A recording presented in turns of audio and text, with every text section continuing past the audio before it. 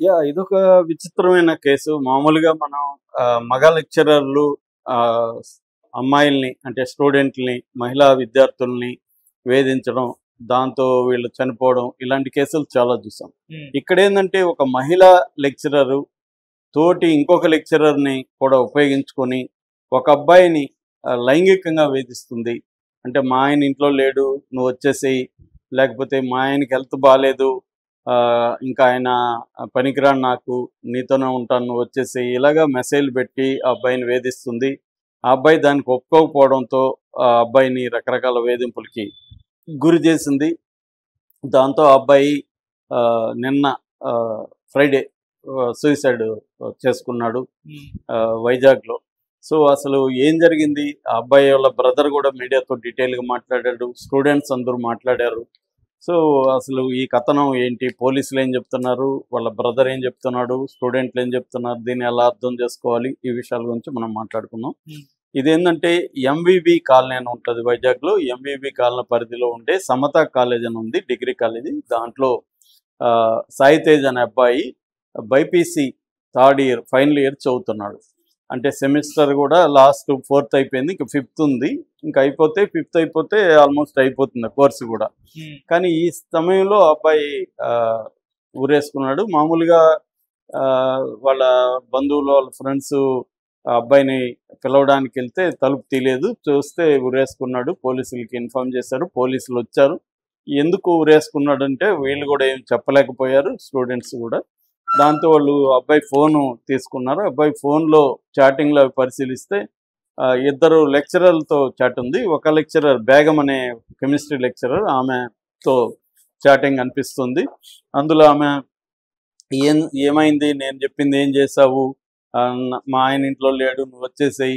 ఇలాగంతా chat చేసినవున్నాయి. వద్దు madam అలాగంతా నాతో మాట్లాడొద్దు మేడం అని ఇతను చెప్పినట్టుగా ఉంది. హ్మ్. దాన్ని బట్టి వాళ్ళిద్దరు ఆహ్, ఇంకొక లెక్చరర్ గూడా అతని మెసేజ్‌లున్నాయి. వీళ్ళిద్దరు లెక్చర్ కారణం అనేది వాళ్ళకి అర్థమైంది. ఈ లోపల వాళ్ళ బ్రదరు అతనితో క్లోజ్ ఫ్రెండ్స్‌తో పోలీసులు మాట్లాడారు. దాని తర్వాత వందలాది మంది విద్యార్థులు ఈ విషయం ఎప్పుడైతే గుప్పుమందో ఆ కాలేజీ పక్కన విద్యార్థి సంఘాలు అందరూ కలిసి వందలాది మంది విద్యార్థులు కాలేజీ ముంద వచ్చి బైఠాయించి వాళ్ళిద్దరు రావాలి, ఆ లెక్చరర్‌లని అరెస్ట్ చేయాలి, వాళ్ళ మీద చర్య తీసుకోవాలని డిమాండ్‌తో చేస్తున్నారు. ఇప్పటివరకైతే మనకు అందుతున్న సమాచారం ప్రకారం ఆ ఇద్దరు లెక్చరర్ల మీద చర్య తీసుకోవట్లేదు. హ్మ్. సో, ఈ సందర్భంగా తమ్ముడు మాట్లాడాడు. అతని క్లోజ్ ఫ్రెండ్స్ ఇద్దరు ముగ్గురు కూడా మాట్లాడారు.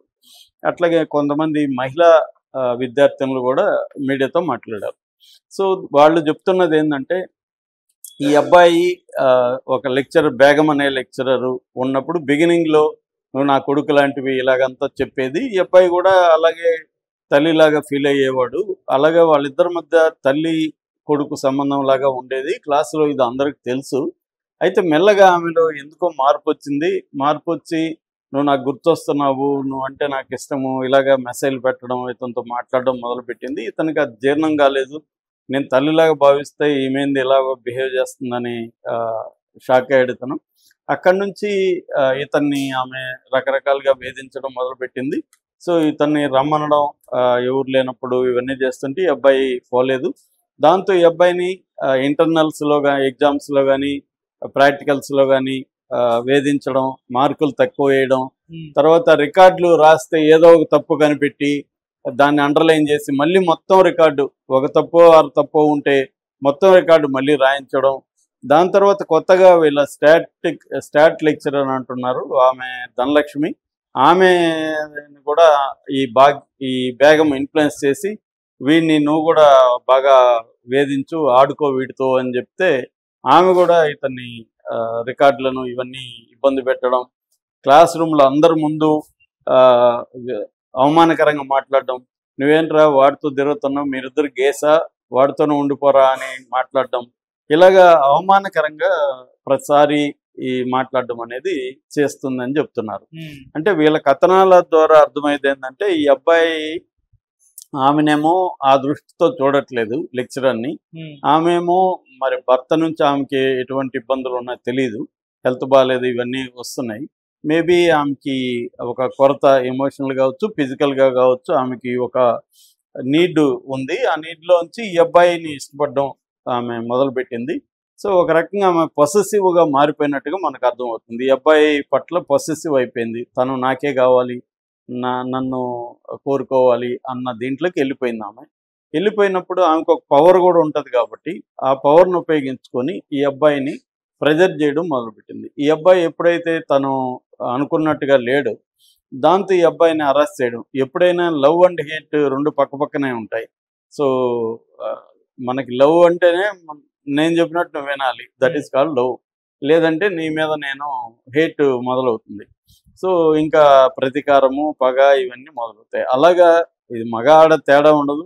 ఆడవాళ్ళు కొంత బయటికి కనబడదు, మగవాళ్ళు బయటికి కనబడిపోతుంటారు. కానీ ఈ కాలేజీల్లో చాలాసార్లు ఏంటంటే లెక్చరర్ని అబ్బాయిలు కానీ అమ్మాయిలు కానీ లెక్చరర్ని కూడా ప్రేమించడం ఉంటుంది. ఎందుకంటే వాళ్ళ నాలెడ్జ్ ఉండడం, వాళ్ళ కమాండింగ్ పవర్ ఉండడం, వాళ్ళు కొంతమంది అట్రాక్టివ్గా ఉండడం, ఇది చాలా చోట్ల జరుగుతుంది.